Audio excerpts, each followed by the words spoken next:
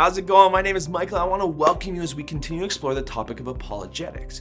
Whether you're a believer looking to deepen your understanding, a skeptic searching for answers, or just someone who loves a good intellectual challenge, you're in the right place. Once a month, I want to journey with you and unpack some of the common objections to faith. Now, as always, I want to be clear. Apologetics isn't about winning arguments. It's about discovering truth, loving others through our answers, and growing in a deeper understanding of why we believe what we believe. Far too many apprentices of Jesus are unprepared for tough conversations about what they claim to put their trust in. And so, trying to change that one conversation at a time. This week, I want to debunk the Christ myth. What is the Christ myth? It's the claim that Jesus is just a myth copied from older pagan gods. Maybe you've heard someone talk about that on TikTok or YouTube. But here's the thing, the Christ myth theory is built on modern assumptions, not ancient sources.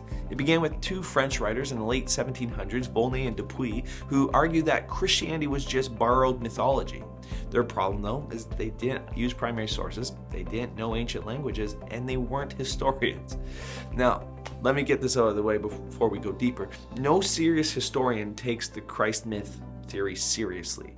Even Bar Ehrman, one of the most influential skeptical scholars alive today, says the Christ myth is fringe and unsupported by historical evidence. So if actual historians, Christians or not, don't buy this, why do so many people online? Well, let's talk about it. Let's start with that foundational question. Did Jesus actually exist?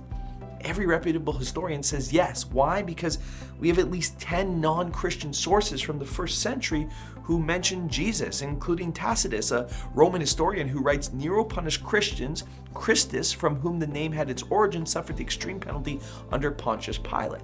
And Josephus, a Jewish historian who writes, about this time there lived Jesus, a wise man, a doer of surprising works. He was the Christ, and after he was crucified, he appeared to them alive again on the third day. These men weren't Christians. They weren't promoting the church. And some, like Tacitus, were even hostile to Christianity, but they still acknowledged Jesus as a real historical figure. And so the idea that Jesus didn't exist at all, historically, that's not really on the table.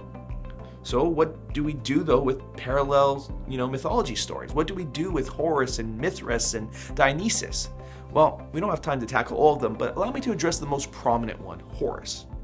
When it comes to the Egyptian god Horus, people will claim that, look, he was born of a virgin on December 25th. He was born in a manger. 3 kings followed a star in the east to his birth. He was a child teacher by age 12. He was baptized in a river by Amnut, who was later beheaded. He has 12 disciples, was a fisherman. He was crucified between 2 thieves, and he was raised from the dead after 3 days.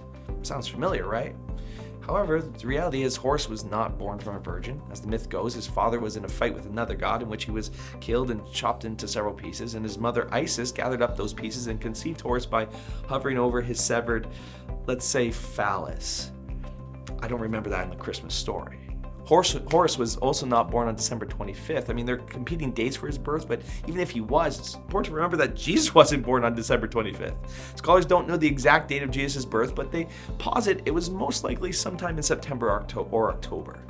There's also no credible historical evidence that Horus was born in a manger, and the 3 kings following a star is made up as well, but even if it wasn't, the biblical writers never tell us 3 kings came to visit Jesus. In the biblical story, they were magi, and they didn't arrive on the night of Jesus' birth, and we're never told how many there actually were.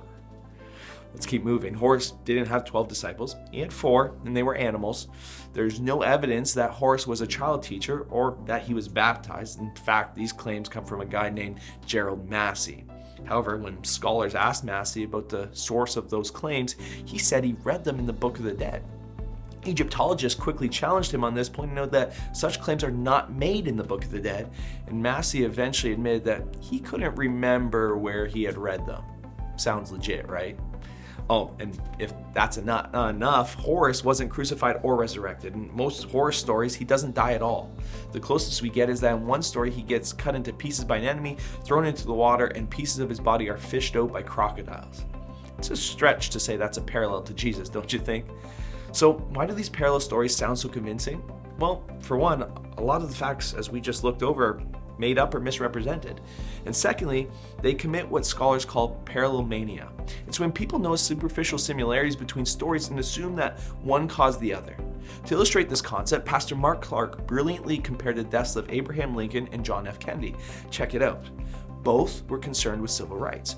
Both were elected to Congress in 46, Lincoln in 1846, Kennedy in 1946. Lincoln was elected president in 1860, Kennedy in 1960. Both were shot on a Friday, both shot in their head. Their successors, both named Johnson. Their assassins, Booth and Oswald. Booth was born in 1839, Oswald in 1939. Booth fled a theater to a warehouse. Oswald fled a warehouse to a theater.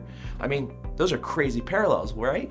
But nobody says maybe Lincoln never existed. Maybe he's just a myth reworked into the Kennedy story. That would be absurd. And that's exactly what Christ myth proponents do. They try to find thin similarities and build these sweeping conclusions. Here's what we know though. Looking at the evidence honestly, Jesus of Nazareth was a real flesh and blood Jewish teacher who lived in the first century. He was crucified under Pontius Pilate, and his followers believed with their lives that he rose again. So the question you need to grapple with isn't whether or not Jesus existed. The question you need to grapple with is, do you believe who Jesus and the eyewitnesses claimed him to be?